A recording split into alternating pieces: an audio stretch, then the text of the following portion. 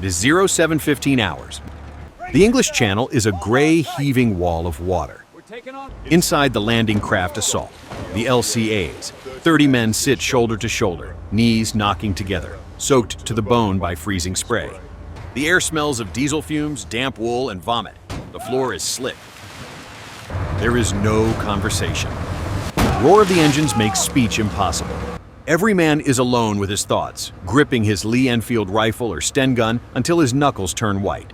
Many are suffering from violent seasickness, too exhausted to be afraid, simply wishing for the ramp to drop so the misery of the boat ride will end. Ahead, through the slit in the steel ramp, the coastline of Normandy is just a thin line of smoke and fire. This is Sword Beach, the easternmost edge of the greatest invasion in history. In 10 minutes, the ramp will drop, and the waiting will end. The assault on Sword Beach is the linchpin of the entire eastern flank. While the Americans struggle at Omaha and Utah in the west, and the Canadians storm Juneau in the center, the British 3rd Infantry Division has the most ambitious objective of D-Day. Their mission is threefold. First, breach the Atlantic Wall and secure the beachhead. Second, link up with the 6th Airborne Division holding the bridges at Bénouville and Rainville to prevent them from being overrun. Third, and most dangerous, push inland and capture the historic city of Caen before nightfall. If Sword Beach fails, the paratroopers fighting at Pegasus Bridge and the Merville Battery will be cut off. The entire left flank of the Allied invasion will be exposed to the 21st Panzer Division, lurking just south of the city with over 140 tanks. The British commanders know that speed is the only armor they have. If they get bogged down on the sand, the panzers will throw them back into the sea. The margin for error is zero. The Germans have turned the beach into a kill zone. At low tide, the sand is littered with Rommel's asparagus, wooden stakes tipped with teller mines capable of tearing the bottom out of a landing craft. Closer to the seawall, concrete bunkers and machine gun nests cover every inch of the sand. The British plan relies on a gamble, heavy armor arriving before the infantry. Leading the assault are the DD tanks, duplex-drive Shermans.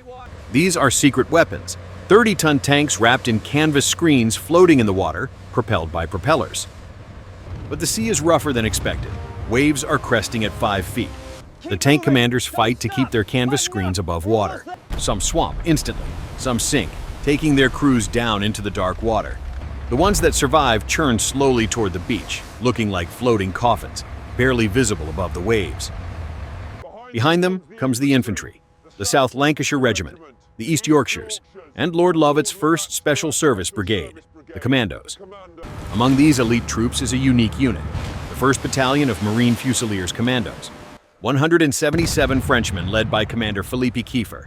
They are the only French ground troops landing on D-Day, determined to take back their homeland meter by meter.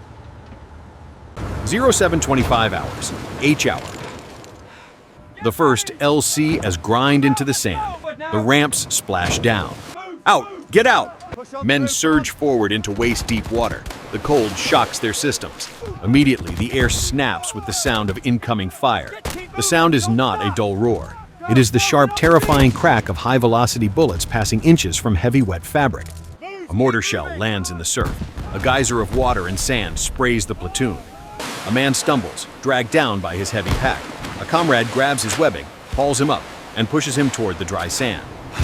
On the left sector, Queen Red, the surviving DD tanks claw their way out of the surf. Their canvas screens drop, turrets rotate.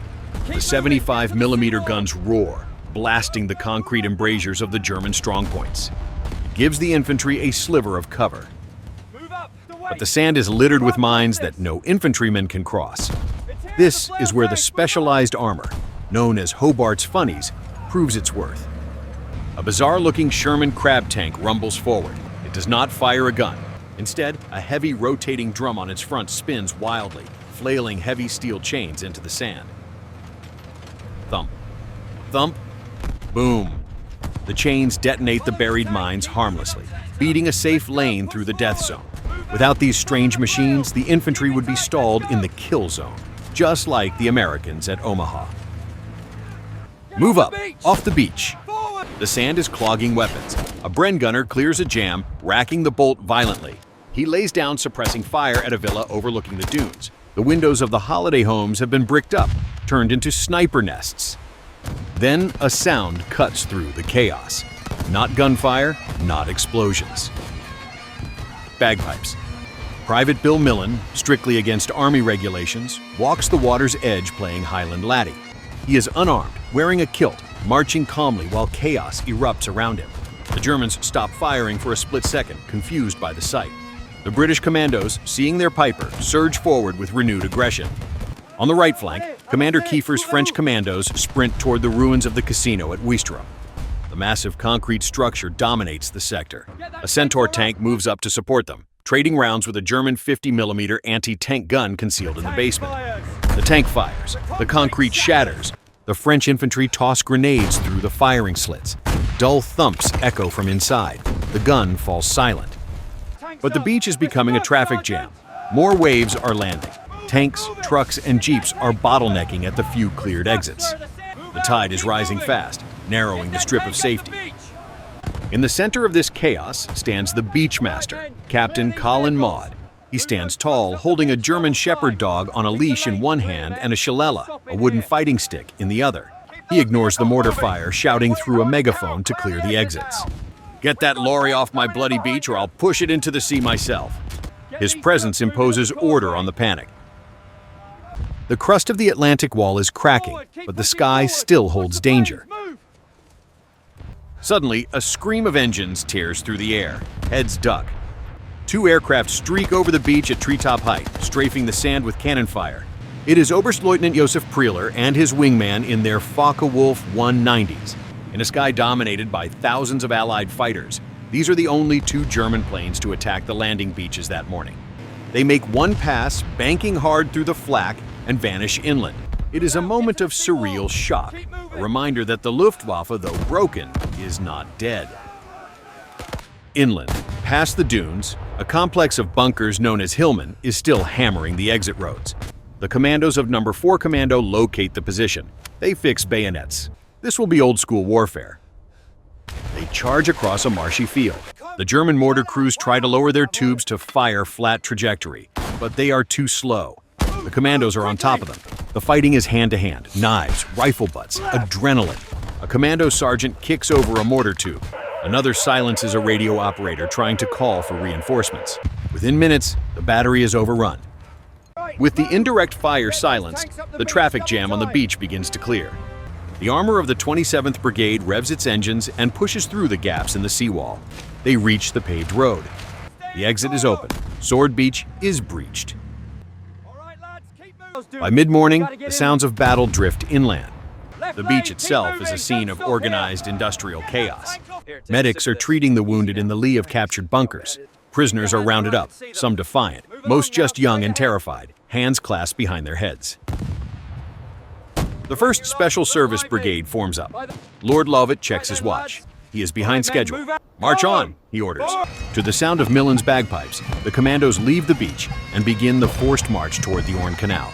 They pass signs that say, "Achtung Minen," now irrelevant.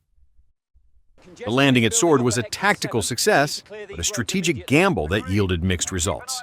The British 3rd Division stormed the beach with fewer casualties than feared, largely thanks to the specialized armor and the suppression of the Merville Battery earlier that morning. By 1300 hours, Lovett's commandos would cross Pegasus Bridge, linking up with Major Howard's airborne troops, a moment immortalized in history. The eastern flank was secure. However, the ambitious drive to capture Caen failed. The congestion on the beach caused by the narrow exits and the high tide delayed the armor just long enough. The 21st Panzer Division, finally released by Hitler, moved into the gap between Sword and Juno. They halted the British advance just short of the city. Caen would not fall for another month, becoming a crucible that consumed thousands of lives. But on the morning of June 6th, the foot of the door was wedged open. The Allies were in France, and they were staying. The soldiers of Sword Beach look back one last time at the Grey Channel, now filled with thousands of ships. Then they turn their backs to the sea and walk inland into the hedgerows of Normandy.